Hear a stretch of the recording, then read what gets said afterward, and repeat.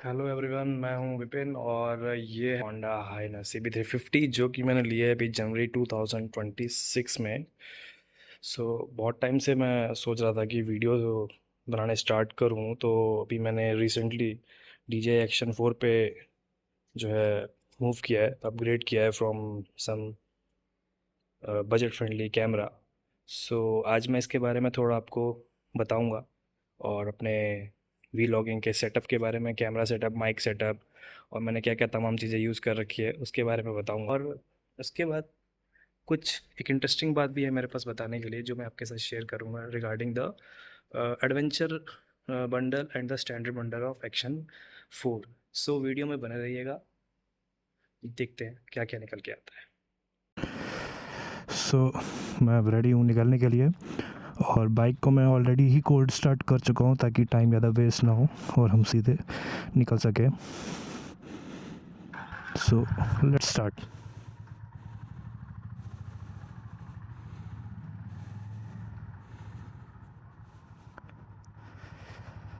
अभी आप देख सकते हो ये बेसमेंट है, यहाँ पे लाइट थोड़ी कम रहती है तो आप देख पाओगे कि किस तरीके का क्वालिटी इस समय वीडियो की बन के निकल के आ रही है इस समय। और धीरे धीरे मैं मूव करूँगा बाहर की तरफ जहाँ पे आज ठीक ठाक सनी एरिया है, गर्मी है, तो आपको वहाँ भी पता चल जाएगा कि इस कैमरे की एक्चुअल क्वालिटी क्या है। तो अब हम आ गए हैं बाहर, तो निकलते हैं यहाँ से, हाईवे पकड़ते हैं, उसके बाद बात करेंगे कैमरा के बारे में, सेटअप के बारे में। अब दिल्ली NCR में हर चीज़ से बच सकते हो पर ट्रैफिक से नहीं बच सकते आप।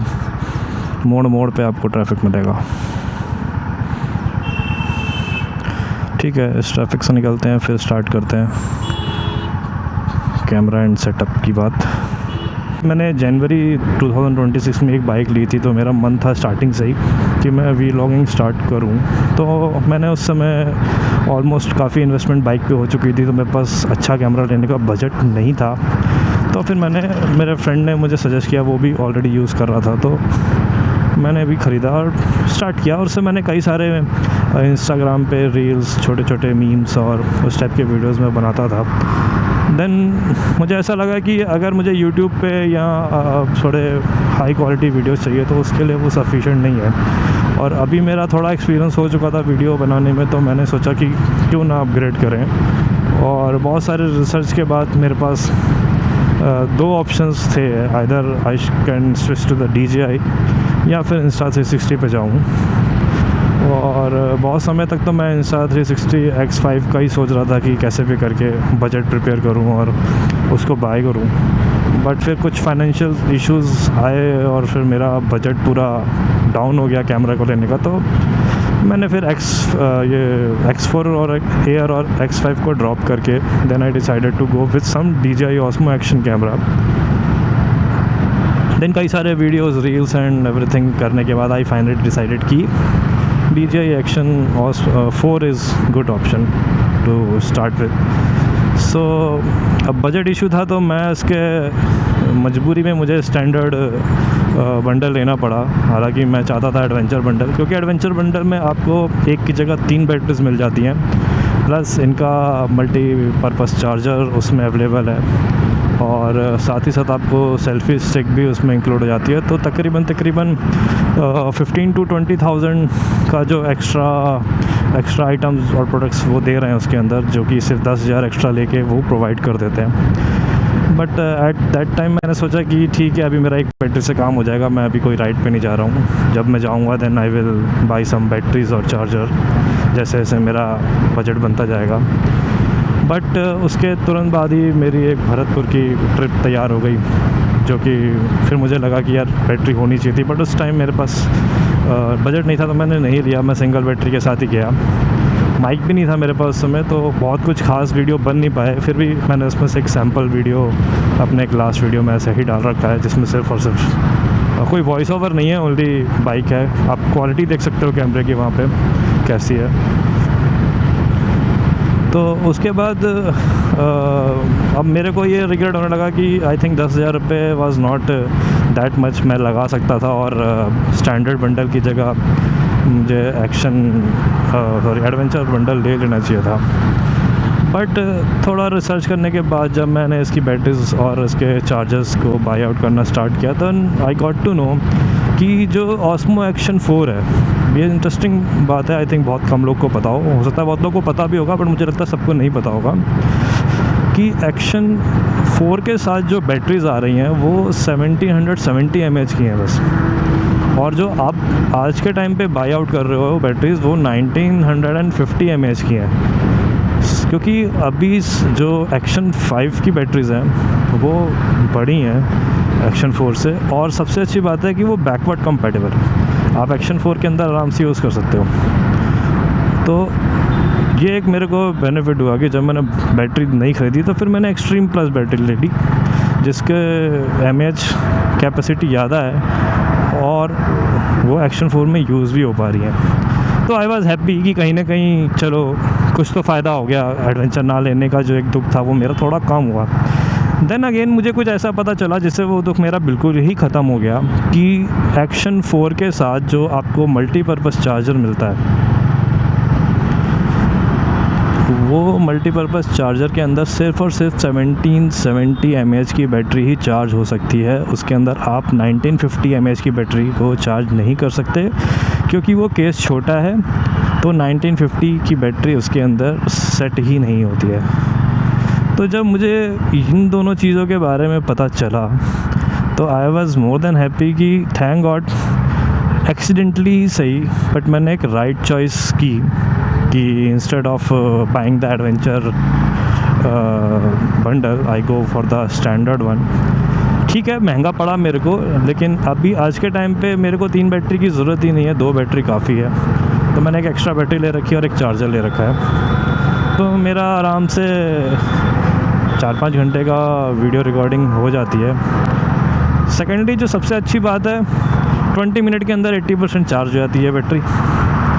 तो ऑब्वियस सी बात है, बाइक से जाओगे तो 70-80 किलोमीटर के बाद आप कहीं ना कहीं 15-20 मिनट का रेस्ट लेते ही रहते हो। अगर आप उतने में भी चार्ज कर लोगे तो आप नेक्स्ट 1-1.5 घंटे के लिए अपने चार्जर को और कैमरा को आप चार्ज कर सकते हो। सो ओवरऑल देखा जाए तो मुझे भी लगता है कि अगर आप एक्शन 4 कैमरा लेने की सोच रहे हो तो go with the standard bundle, buy an extra battery जो कि आई थिंक कुछ 3500-3600 की पड़ेगी, और चार्जर ले सकते हो जो अराउंड 6500 रुपीज़ का है। फिर ट्रैफिक आ गया, नोएडा 63 के पास ट्रैफिक ना मिले ऐसा हो ही नहीं सकता। सो फाइनली ट्रैफिक ख़त्म हुआ है। अब अपनी बात को आगे बढ़ाते हैं। तो जैसा मैं आपको बता रहा था स्टैंडर्ड और एडवेंचर के फ़ायदे और नुकसान, तो स्टैंडर्ड के बाद मेरे को 1950 की बैटरी लेने और मल्टीपर्पज़ चार्जर अलग से लेने का फ़ायदा ये हो गया कि अगर मैं कल को ऑस्मो 4 से ऑस्मो 5 या ऑस्मो 6 पे भी अपग्रेड करूँगा तब मुझे सब कुछ लेने की ज़रूरत नहीं है। मेरा सिर्फ कैमरा अपग्रेड होगा, batteries still will remain same, और मेरा चार्जर भी आगे कंपैटिबल है तो वो चल जाएगा। बट वही अगर मैंने स्टैंडर्ड बंडल ले लिया होता और मैं कल को ऑस्मो 5 पे या ऑस्मो 6 पे अपग्रेड करता तो मुझे सारी चीज़ें फिर से लेनी पड़ती। और फॉर्चुनेटली एक्सीडेंटली जो भी कह लो, मैं इस होने वाले नुकसान से फ्यूचर में, जो मुझे शायद फ्यूचर में झटका लगता जब मुझे बाद में बात पता चलती, तो मैं उस नुकसान से बच गया। और होपफुली ये इन्फॉर्मेशन आपको पसंद आई होगी। बहुत से लोगों को शायद नहीं भी पता होगा, उनको पता चली होगी। सो अगर ये इन्फॉर्मेशन आपके लिए नई है और आपको कुछ अच्छी लगी तो लाइक, सब्सक्राइब और शेयर करिए इस वीडियो को। और भी चीज़ें हैं मेरे पास बताने के लिए जो मैंने पिछले 6 महीने में एक्सपीरियंस किया है। मैं धीरे धीरे सबके वीडियोस बना के डालना स्टार्ट करने वाला हूँ। थोड़ा झिझक होती है वीडियोस डालने में, बनाने में कि स्टार्टिंग है, बट अगर सपोर्ट मिलेगा तो डेफिनेटली वो झिझक भी ख़त्म होगी, मैं भी मैच्योर हो जाऊँगा वीडियो बनाने में, और आप लोग को भी टाइम टू टाइम इन्फॉर्मेशन अच्छी मिलती रहेगी। तो अब बात कर लेते हैं मेरे मोटो व्लॉगिंग सेटअप का। तो अगर मैं सेटअप की बात करूँ अपने, तो बहुत कुछ फैंसी या बहुत कुछ मैंने नहीं यूज़ कर रखा है। सिंपल कैमरा में मेरे पास DJI Action 4 कैमरा है, जैसा कि मैंने आपको बता दिया। मैंने माइक के लिए माइक मिनी यूज़ किया है, अभी रिसेंटली मैंने परचेज़ किया है। और इन दोनों के माउंट्स मैंने मोटो वाइप से ख़रीदे हैं, वेबसाइट है। और तो मेरा एक इंटरनली मेरा माइक का मिल गया, जो मैंने हेलमेट के अंदर लगाया हुआ है। हेलमेट है मेरा SMK टाइफून। और दूसरा जो कैमरा माउंट है वो मैंने चिन पे लगा रखा है, जिससे आप ये व्यू देख पा रहे हो। बाकी कैमरा सेटिंग्स के बारे में मैंने बहुत ज़्यादा अभी रिसर्च नहीं किया है, मैं धीरे धीरे सीख रहा हूँ कि कौन सी बेटर है कौन सी नहीं। अभी तो सिंपल 5 मिनट की लूपिंग पे मेरा कैमरा चल रहा है ऑन 4K विद रॉकस्टेडी प्लस। सो बहुत ही सिंपल सेटअप है, कोई बहुत कुछ मैंने नहीं ले रखा है। जितनी मेरी बेसिक नीड थी उतना मैंने लिया है। कैमरा भी मैंने सिंगल ही लिया था।